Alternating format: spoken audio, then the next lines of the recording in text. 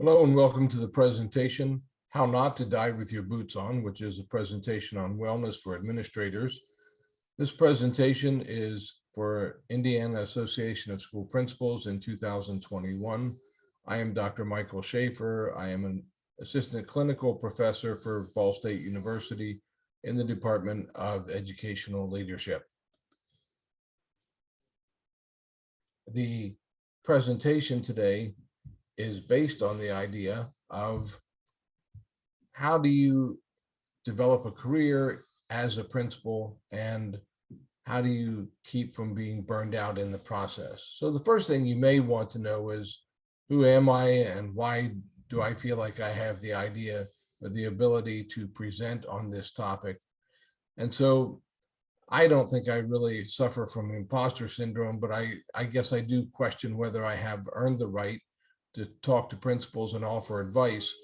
But I guess I look at this and I think, well, after 37 years in the education business, then I think I do have the reason to be able to talk.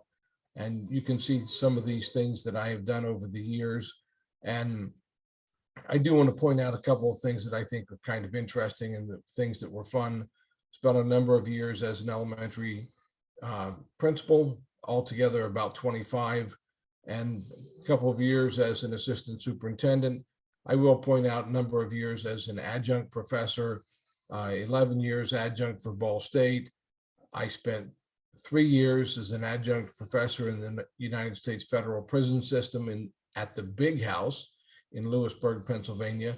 And that was a lot of fun. That's another story altogether. But I have been at Ball State now for 7 years, and I thoroughly enjoy the process of teaching principals, teachers who are going to become principals, and principals who are becoming superintendents.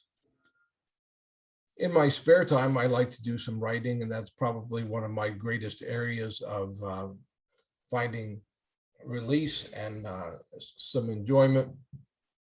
Had some opportunity to do some things, not only the kind of writing that college professors typically do, but I love writing editorials for newspapers. I've done some things I had an article published with Phi Delta Kappa, and I'm happy to be able to say that in addition to 3 books that I was able to co-write with a great team of co-authors who used to be superintendents here in the state of Indiana.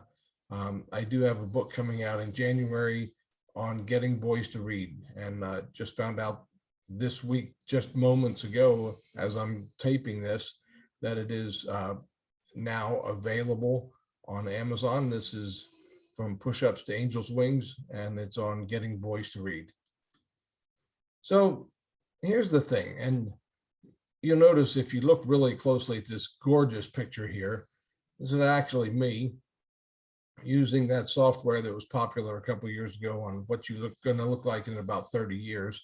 And this is really kind of scary. But the thought is, I don't care if you get kicked out or if you rust out or if you just wear out, you're still out. And so if I'm looking at Schaefer's rules, rule number 1, when you're out, you can't influence anybody.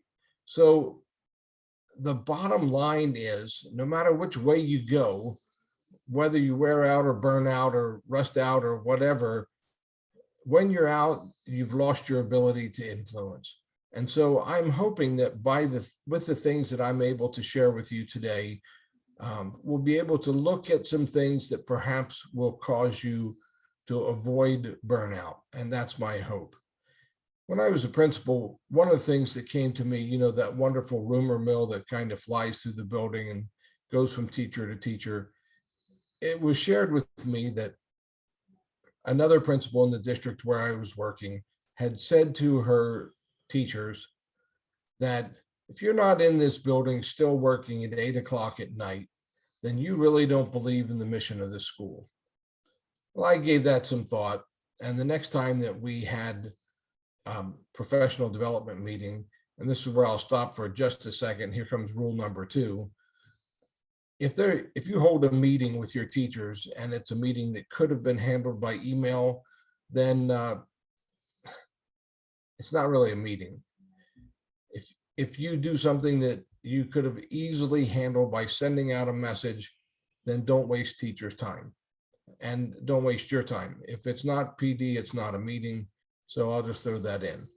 But this is what I said to the teachers at the beginning of the meeting.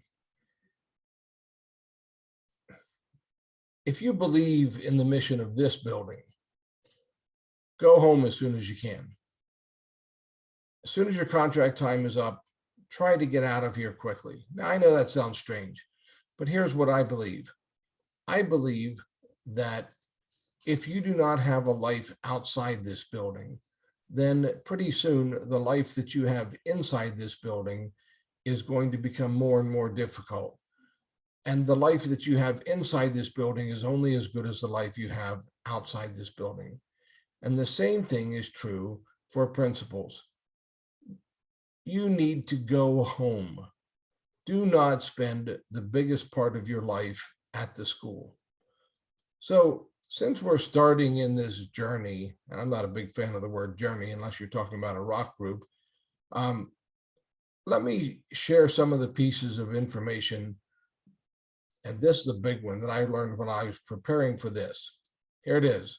Most of the self-help books that you have for school leaders that tell you how to avoid burnout are nothing but crap.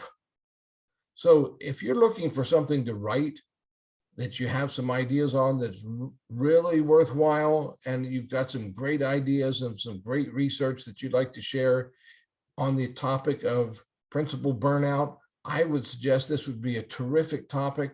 If you're deciding to write a dissertation, you want to start your doctoral program, principal burnout would be a great one to study, because most of the information that's out there that's available right now, written by educators for educators. Yes, I'm talking about ourselves. It's not written very well. So there is a big gap out there, and it's probably because we don't feel too qualified to talk about something that we're scared is happening to us. So I want you to look at this graphic, and this is one that I don't really know how I feel about it. And just in case you can't see it from where you're sitting, the first candle says, if you're burnt out, it's okay. You're not broken. You're just resting till your fire comes back. And I don't really know how I feel about that. I don't know if I feel that that's okay or if it's not okay. This is something one of my students wrote, and I was quite impressed with the depth of knowledge that he had. Looking from the sidelines, I marvel at the resiliency of educational leaders during this time of political strife and COVID complication. Stakes are heightened. Educational leaders must question themselves, their capabilities, and their mission. I wonder how many leaders and how many educators have left the profession under the strain of these times. I take away the salient point that it's okay to ask these questions, to face depression and dramatic setbacks, and to use those experiences to strengthen resolve and purpose. And Brian, I have to say, I agree with you. And that brings me to the next question.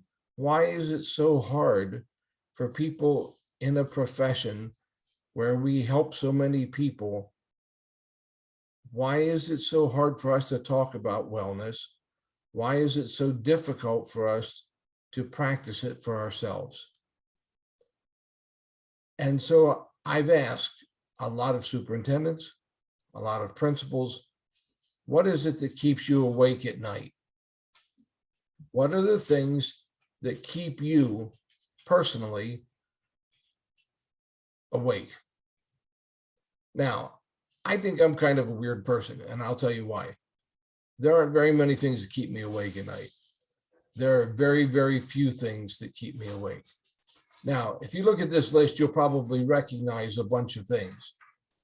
Deciding what's best for teachers and students, imposter syndrome, disorganization, apathy, trust issues, fear of missing out, micromanaging, knee-jerk decision-making, the trickle-down impact of decisions, constantly dealing with issues that have no easy answers, ensuring that all students are reaching their highest potential, discipline issues that escalate badly, the organized assault on public education.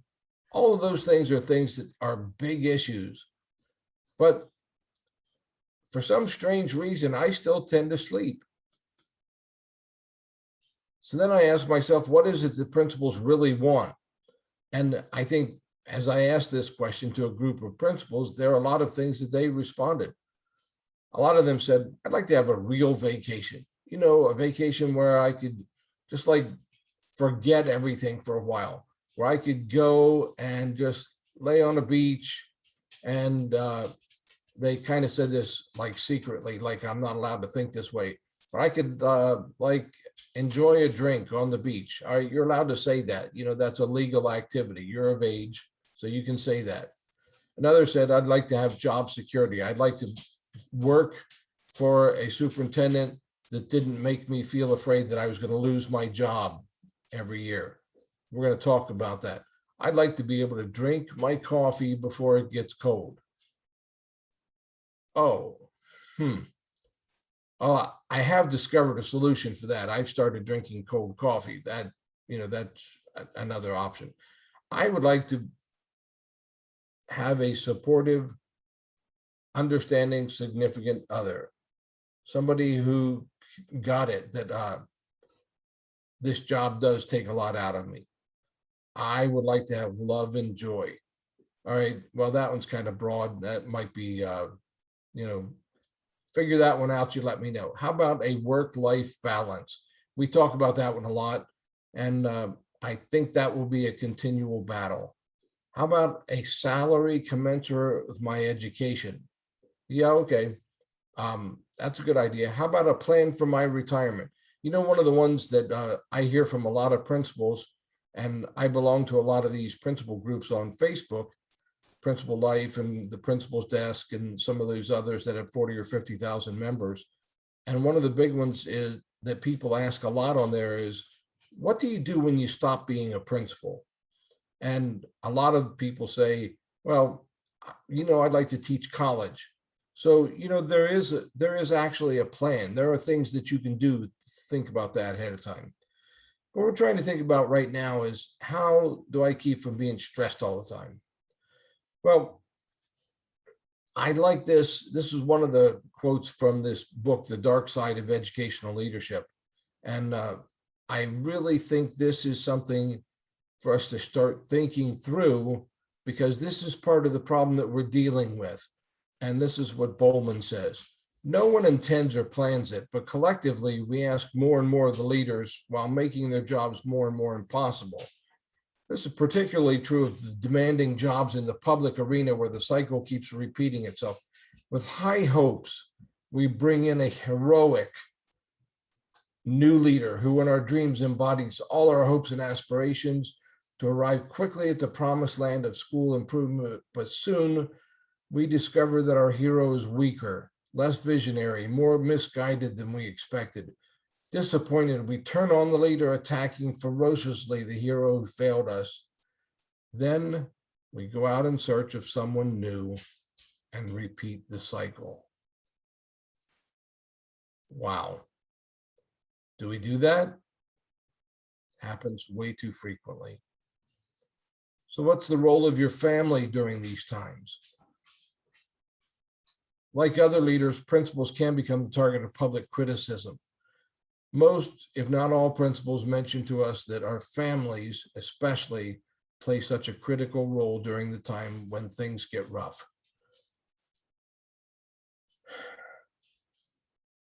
That is so true. And at some point in time, we suddenly come to the realization, that same quote that we always tell our kids as the kids are growing up, life is not fair. And we come to that realization, and that bad things happen to good people. And from this, we suddenly realize that we are facing a whole bunch of guilt and anger and other emotional type issues. Wow.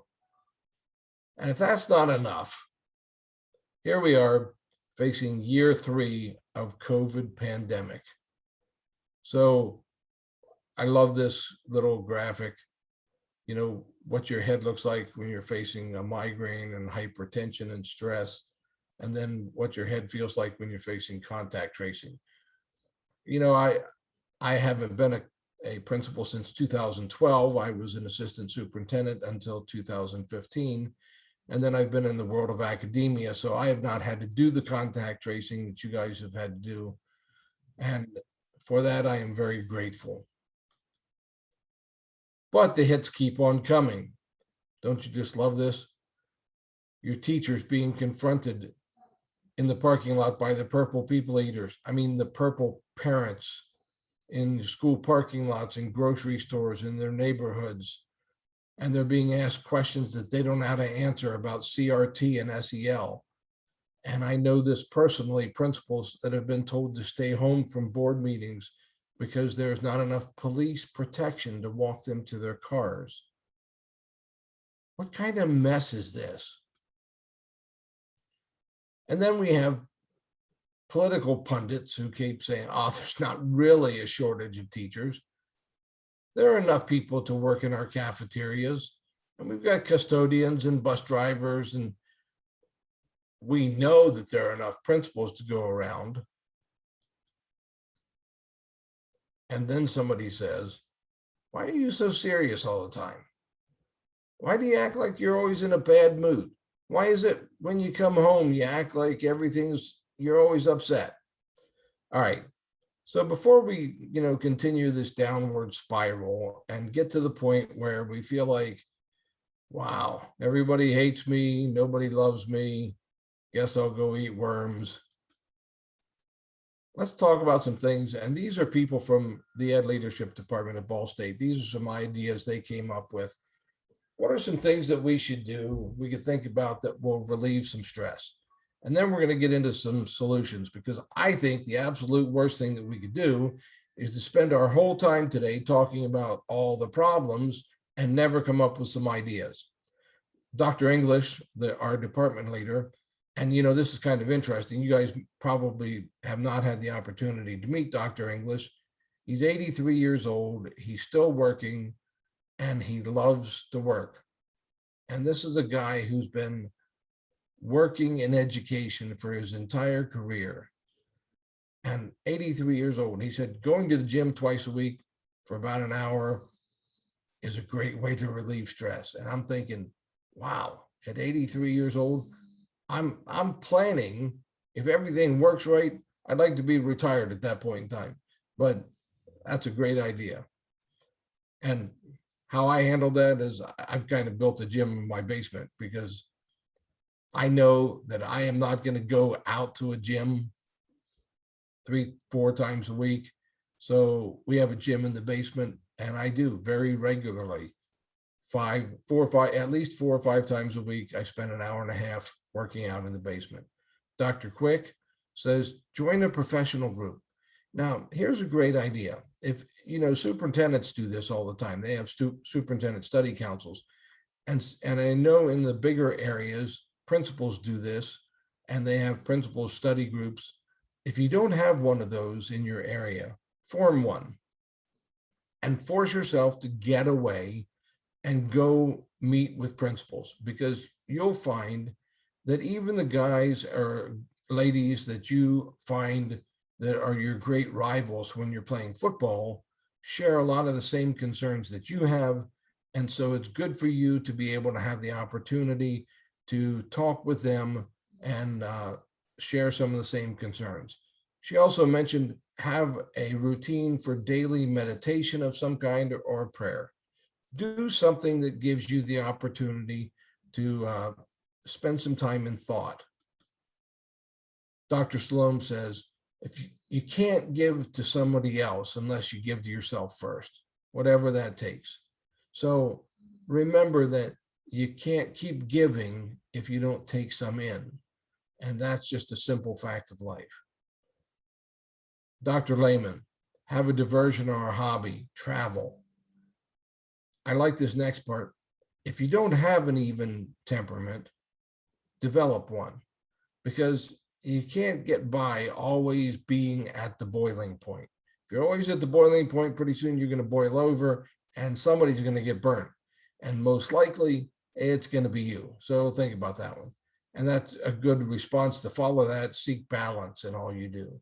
It almost sounds like something, that you would get from Kung Fu, patience, grasshopper, or something like that. So, think about that.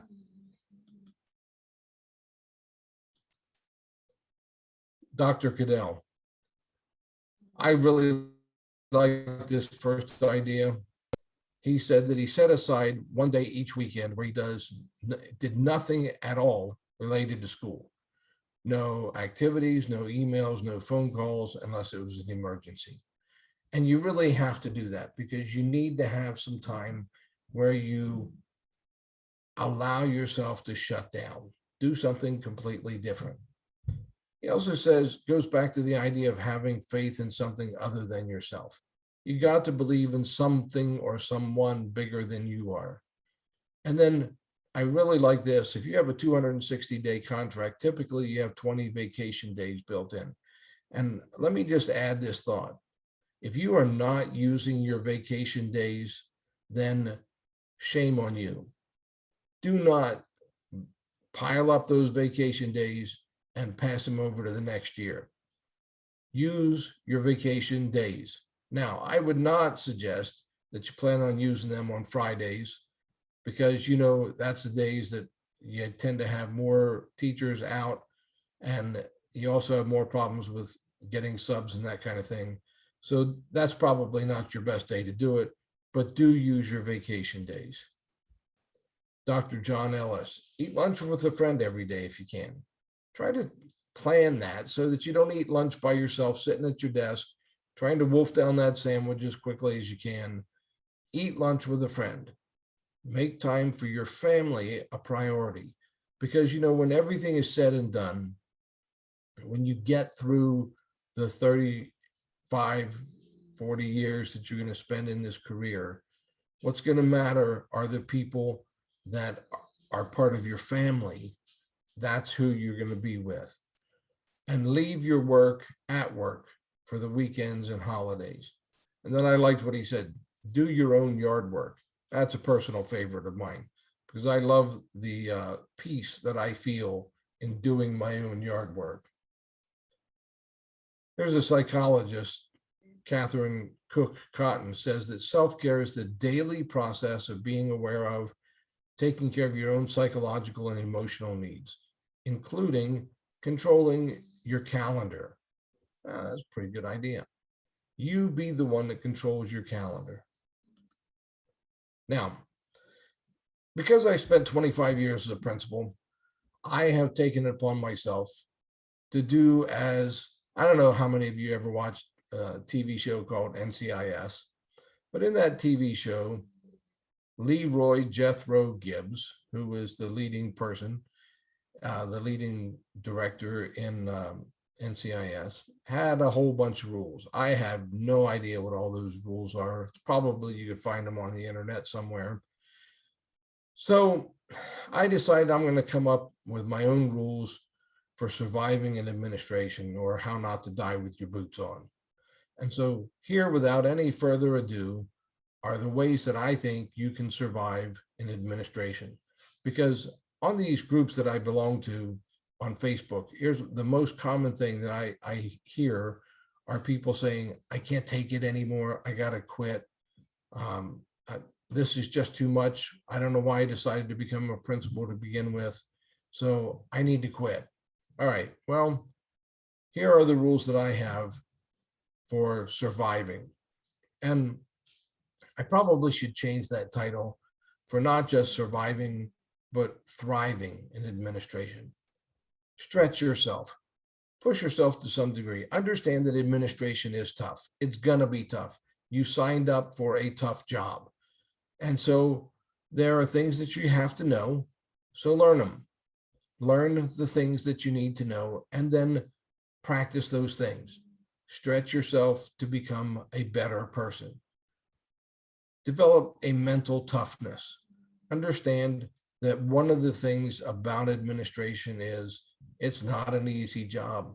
You got to be tough, develop a thick skin, and again, push yourself. Sometimes people are not going to like you just for the reason that you're in that job. It really has nothing to do with who you are. It's just that you're the boss. So deal with that. You're the one that took the job. You're the one that wanted the job. So toughen it up and then get used to it. I heard a quote a long time ago: person wants to lead the orchestra, they have to turn their back to the crowd. Well, that's the same thought, just said in a different way. Make friends with the cooks in the motor pool. This was something somebody told me in the military. And that's a pretty good, wise answer. Make friends with the cooks. Well, why do you want to do that? Because in a school, anytime you do a schedule change, it's going to impact the people in the cafeteria. So you better make friends with them. How do you do that? You stop in and talk to them, and you make good friends with them. And if you have a cafeteria where they cook a lot, make sure you buy the cookies from them. I know you're going to have to exercise a little bit extra in order to do that. But, see, I know me pretty well, and I know that I have a serious weakness for cookies. So I would go in and I would always make sure when they were baking cookies, I would buy a couple cookies. And I would like to tell you I bought those to give them away, but I didn't. I bought those because I love the cookies, but I also bragged on them. And, the other thing is motor pool. We don't have a motor pool. We have transportation.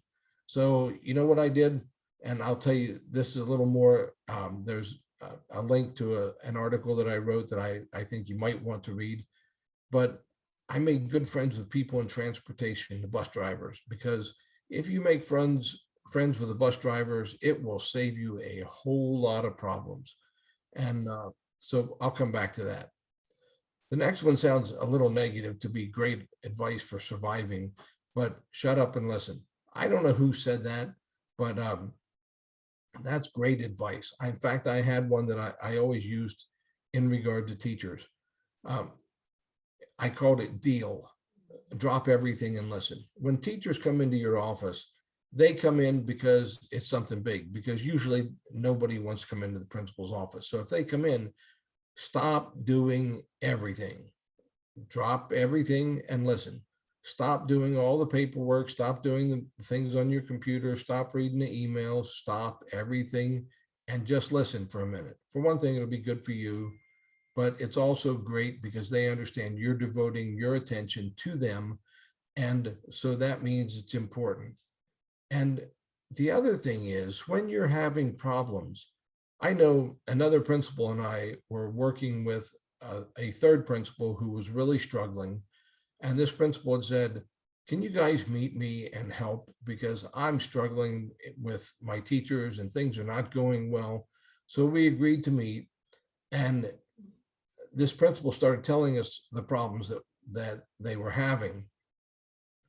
And so we started giving this principal some suggestions. And every suggestion that we gave, this principal said, oh yeah, I'm doing that. Oh yeah, I tried that, it didn't work. Or I tried this. Yeah, I think I'll do that. No, that won't work. That won't work with my teachers. And they just didn't want to hear anything because they already had all the ideas in their head. And it won't surprise anybody to find out that it wasn't that long that they were gone from that position.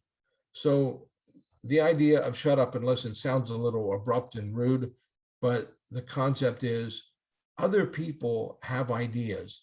And so don't be afraid to listen. This next one is one that some of you will not like, but that's all right because I'm telling you things that will help you thrive. Come to work on time, leave for home when the office closes. Oh, wait a minute. Well, if you're in middle school or high school, you're going to have to do some supervision, a lot more supervision after school. And I know that, but you can trade that up between administrators. And learn the thing that a lot of superintendents do, and that is you don't have to stay for an entire event.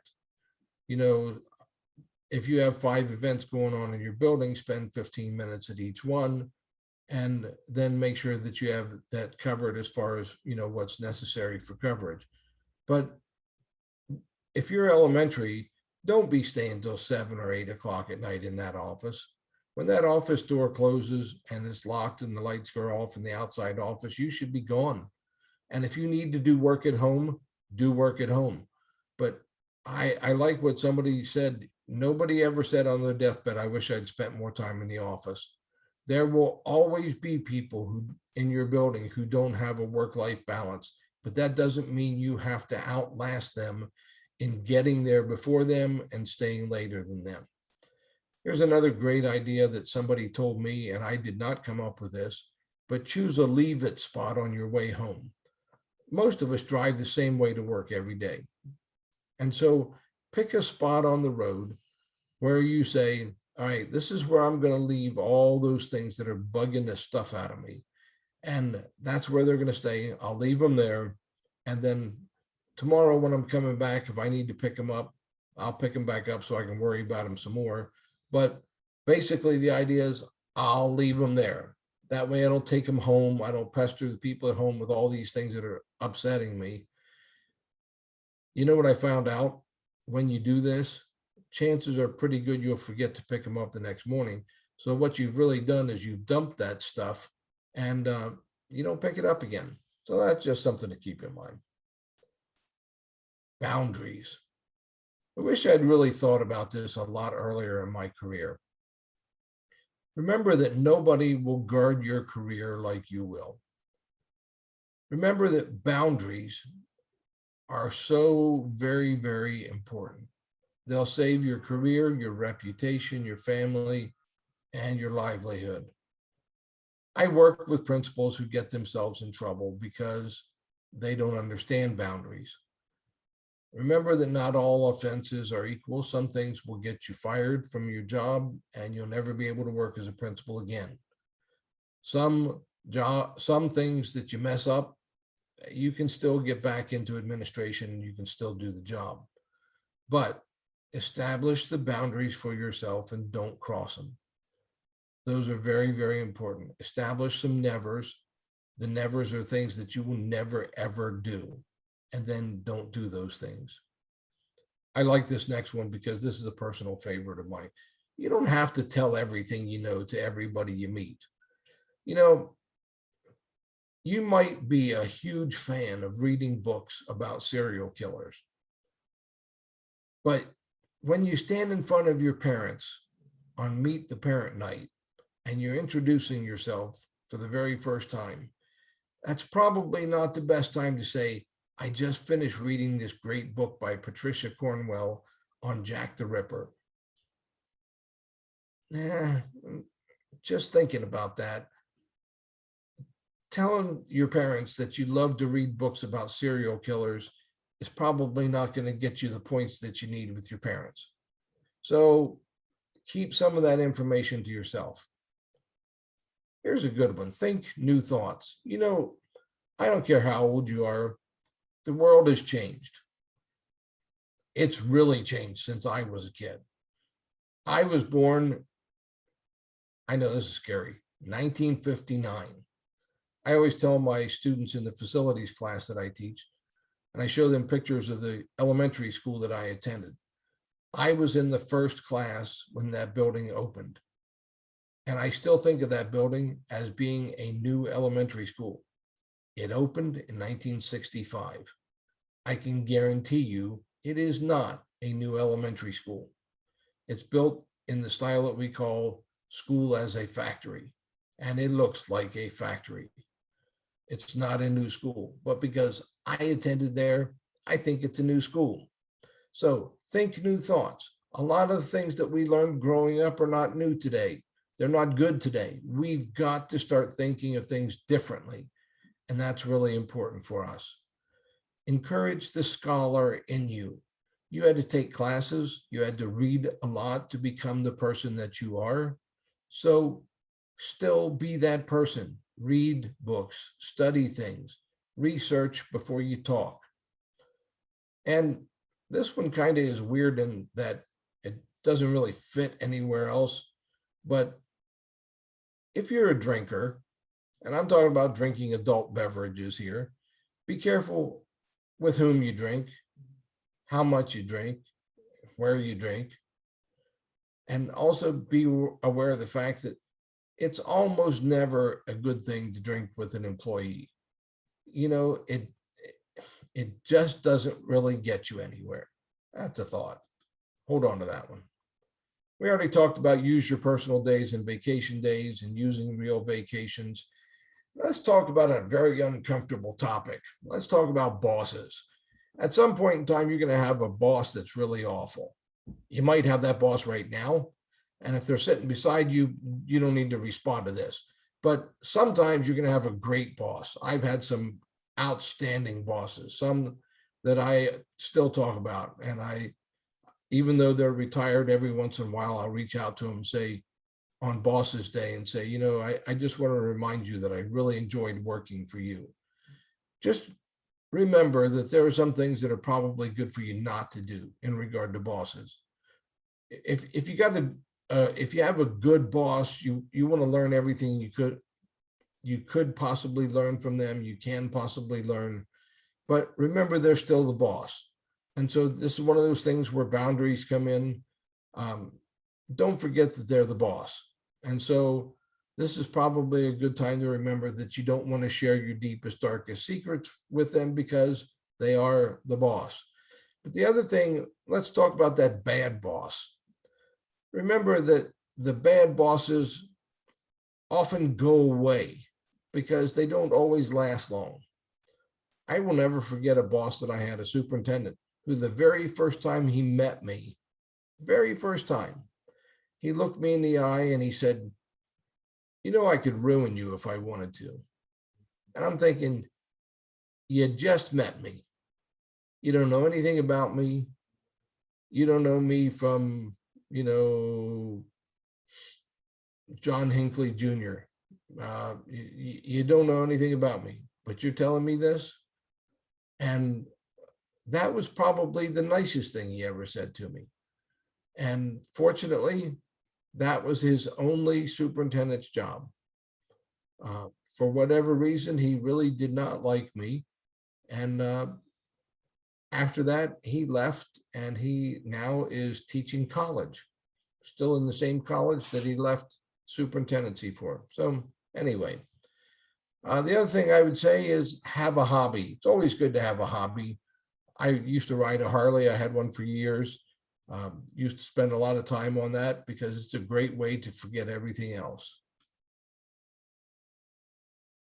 There's another good thing. Hire people that are smarter than you are.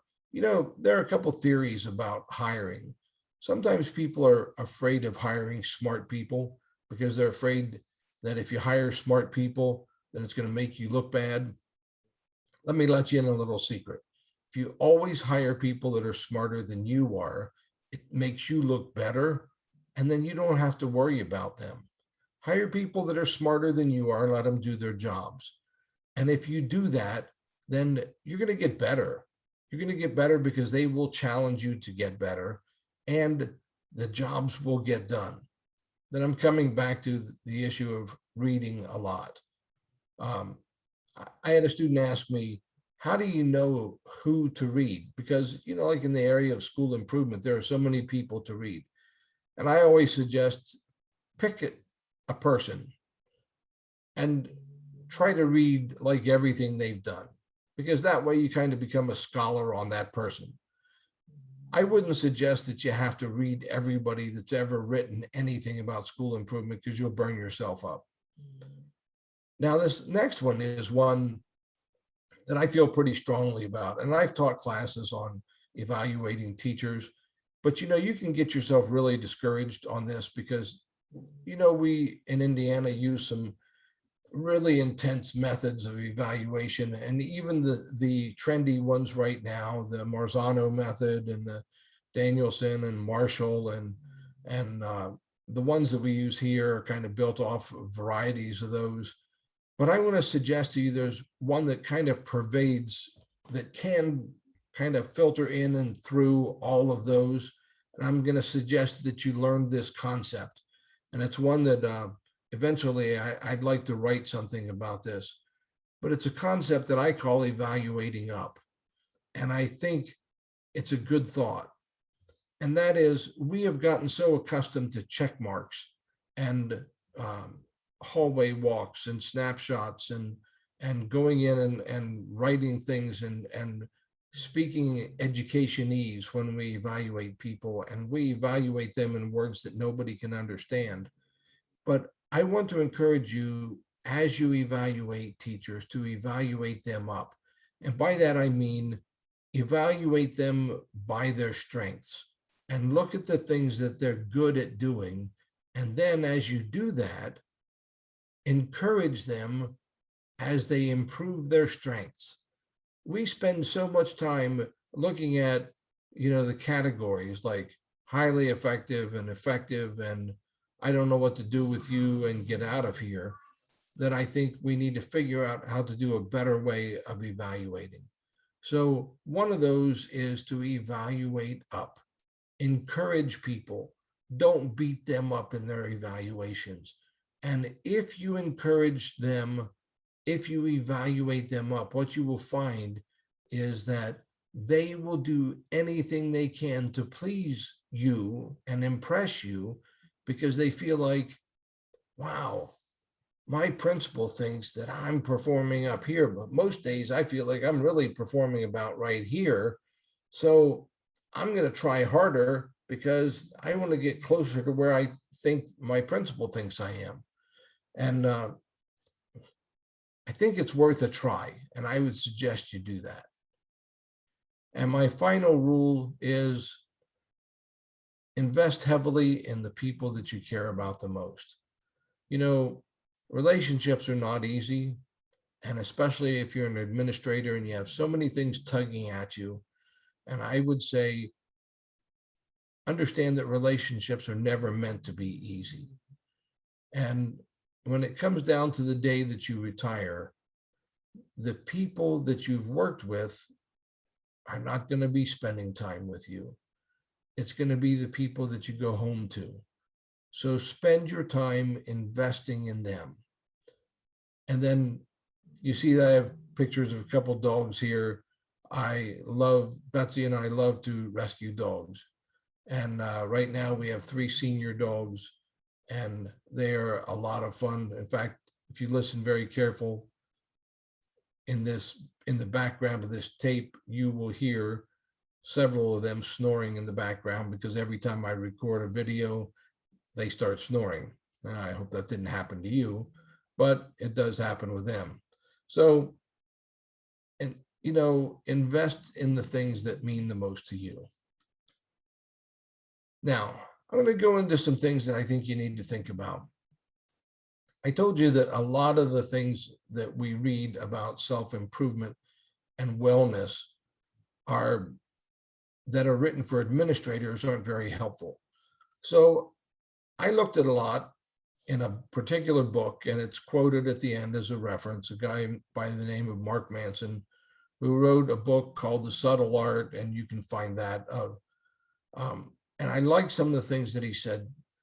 Our culture today is obsessively focused on unrealistically positive expectations. Be happier, be healthier, be the best, better than the rest, be smarter, faster, richer, sexier, more popular, more productive, more envied, more admired, be perfect and amazing, and crap out 12-karat gold nuggets before breakfast each morning while kissing your selfie-ready spouse and 2.5 kids goodbye. Then fly your helicopter to your wonderfully fulfilling job where you spend your days doing incredibly meaningful work that's likely to save the planet. But when you stop and think about it, conventional life advice, all the positive and happy self-help stuff we hear all the time, it's actually fixating on what you lack. No truly happy person feels the need to stand in front of a mirror and recite that she's happy. She just is.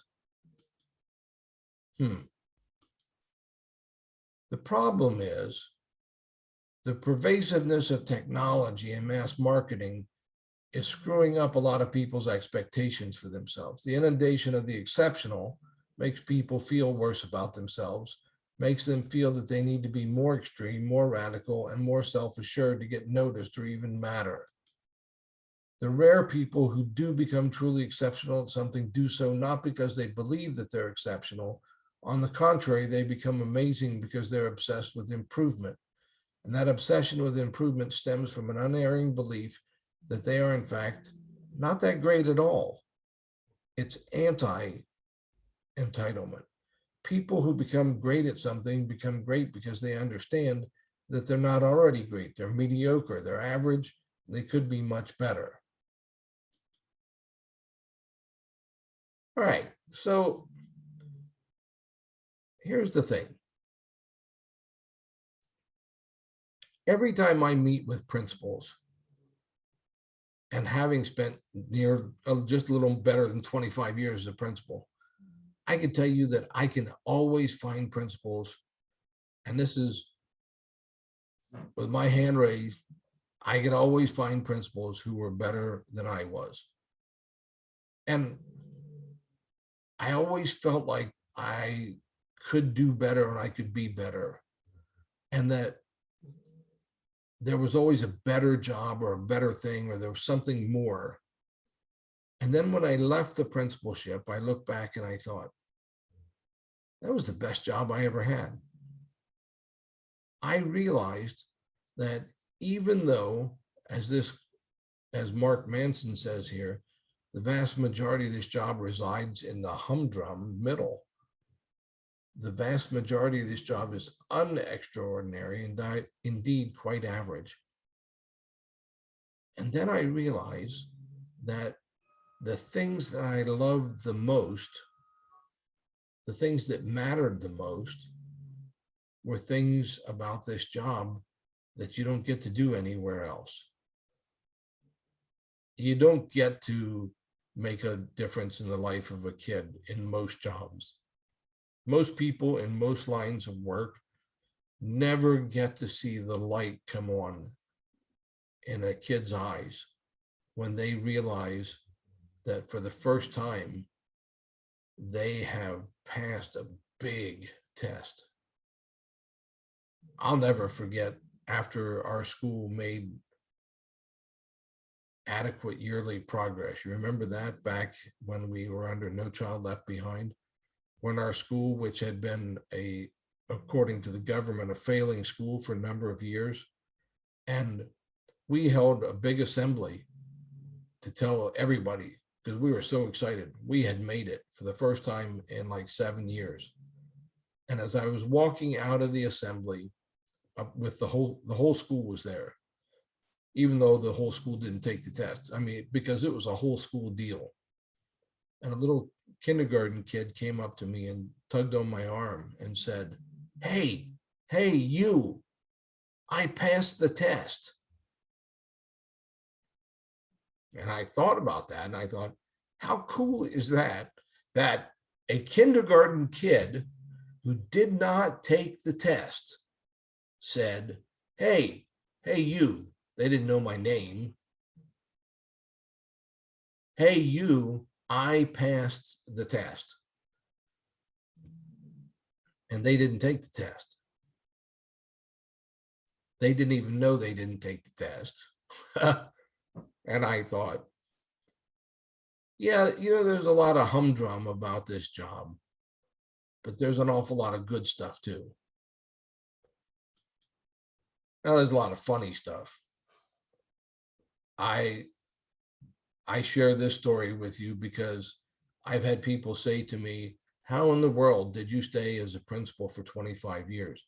How do you handle it that every person that comes to you brings the worst, the worst part of their day comes to you, and yet you're still supposed to smile and you're supposed to be happy, and and some people can't handle this.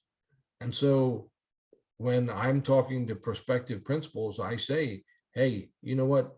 If you can't handle that part where people bring their crap load to you every day and that's what you get, You get, from the time you leave a teacher's meeting and by the time you get back to your office, you're going to be hit by, I counted it one day, I was hit by 30 different problems.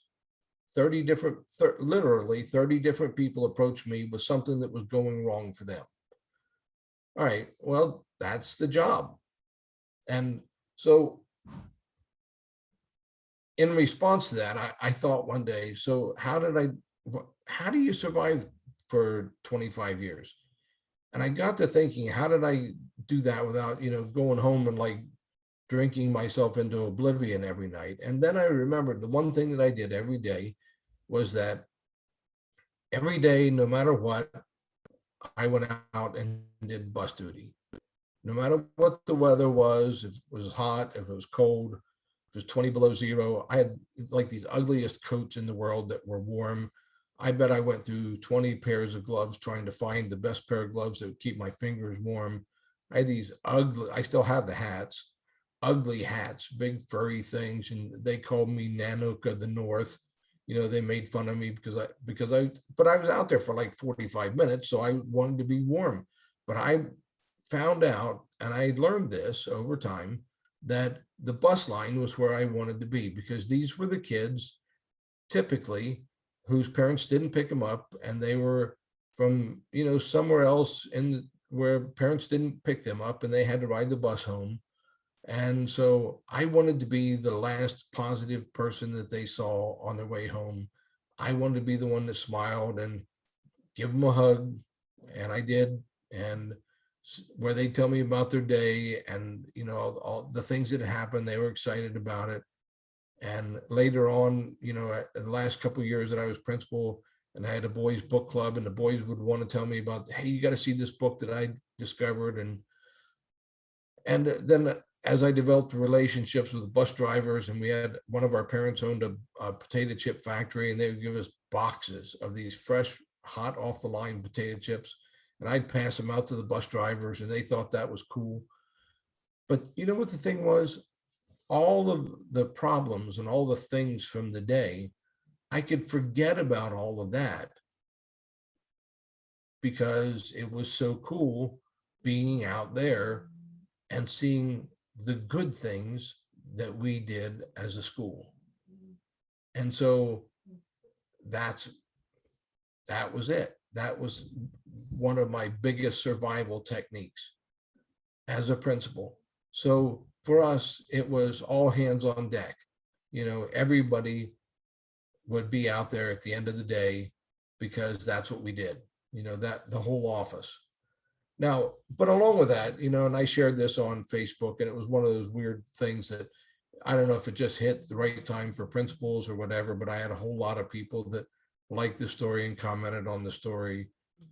And so I do want to just add a word of caution to this, and it's a pretty serious one, because a lot of people, and I told you I follow this, and I use Facebook for something different than most people do. I use it because I follow these principal groups so that I stay in touch with what's happening with principals, and I follow it for political things, and with what's happening with the politics of education. But unfortunately, a lot of people use this to share their personal things, and they think, well, this is a safe place because it's a principals group, so I can tell them, well, this is what happened, and my boss did this to me and all this. Well, I just want to share this. Here are a couple groups that I belong to on Facebook. Principals group. It's a private group, 54,000 members. If you share something private and you're sharing it with 54,000 members, it's not going to stay private for very long. Principal's Desk, a public group, 47,000 members. School Principals Forum, 23,000 members. That's just a word of caution. If you belong to these groups, get the benefit from them. But again, be cautious who you tell stories to. Now, I wouldn't be fair if I didn't talk to you about the pressure of what you're facing right now with COVID and the purple parents and some of the issues with CRT and SEL. And I'm guessing that by this point in time, most of your school districts have given you some keywords and phrases and answers to use and all that when people attack. But I do know that some school districts are still coming under attack. And so I think there are some key things that you need to know. And one of those is one that we don't talk about much. And the first one is that you need to know that if someone makes a threat against a school employee, it is a level 6 felony. And I've included on the next slide the wording of that, and we'll talk about that again in a minute. And the second thing is, this is a time when administrators, especially principals, need to be the front line of defense. This is your job. We often stand behind teachers and provide support, but now is the time that if it comes to this, you need to be the one who stands in front of your teachers and supports them and protects them. And then 3, when this stuff comes up, make sure your teachers do not have to meet with parents alone.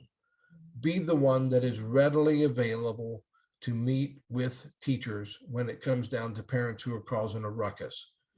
And if the meetings get out of control, you have the authority to say, this meeting is over. You don't have to put up with it. So remember, your primary role is to protect the teacher. And here are some good questions. And these are questions that came from superintendents. They said, here's some things that you as principal can ask the parents that cause, that are the ones that are stirring things up if they show up at your building. What is it you think we're teaching? And then give them the opportunity to respond. When do you think we started teaching this? And then 3, this is the capstone. Can you provide the evidence that shows this is what we're teaching? Why are these things important? Because there are a lot of stories that are being told right now which have nothing to do with any accuracy whatsoever. Now, just a little bit about this. I wanted you to have the actual law. It's Indiana Code Section 35-45-2-1. I'm not going to go through that, but you can see it here. And then look at the words at the bottom there, which are written in red, and what it means. Lisa Tanzel is with the Indiana School Boards Association. She's an attorney. And she said, now I should tell you that this law has gone through a lot of revisions recently. And the most recent revision was in 2019. It used to say if a person makes a threat, and it actually included the words against a school employee. Now it says if the threat is communicated because of the occupation, profession, employment status, or ownership status of a person. She said it still means the same thing.